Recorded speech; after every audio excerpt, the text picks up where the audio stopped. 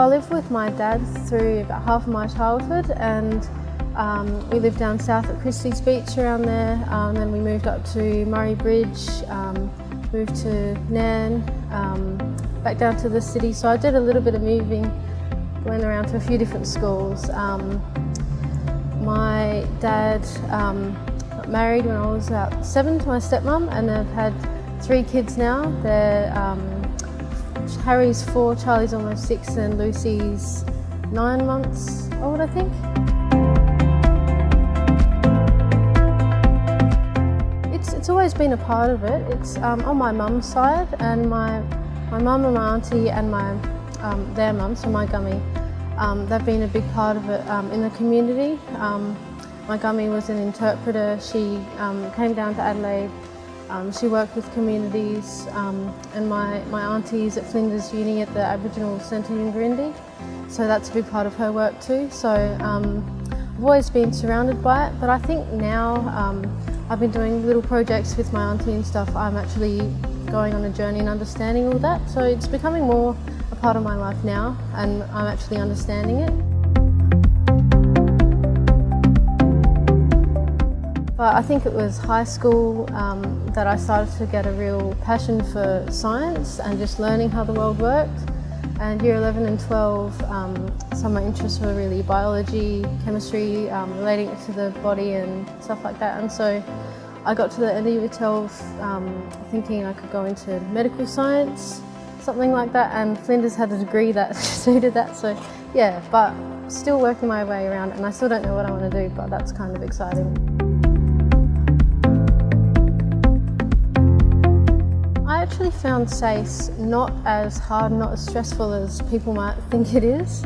And I actually think that's because I really worked hard, and I'd gotten to those years knowing how to work hard, knowing how to learn, and so I just kind of went with it, I did it. And I did enjoy it, especially I think year 12, because there were more specialised subjects than they've ever kind of been, and you get to choose them. You get to learn about things you're interested in, and yeah, so I did enjoy them. A little bit stressful sometimes, you know, a lot of hard work, but it's really worth it when you work hard.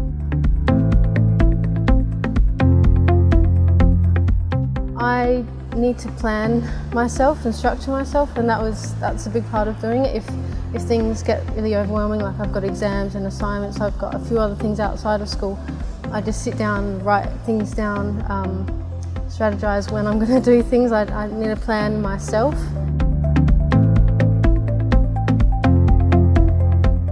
I think my dad, to begin with, is, you know, all from my childhood.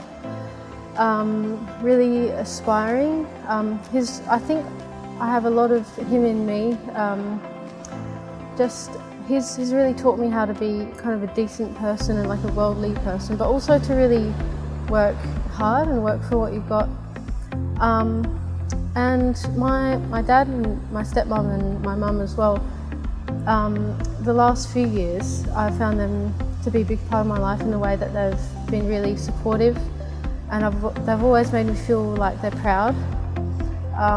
And that's been a really big influential factor in how I feel about myself and what I can achieve. I'm doing Bachelor of Medical Science. It's my first year.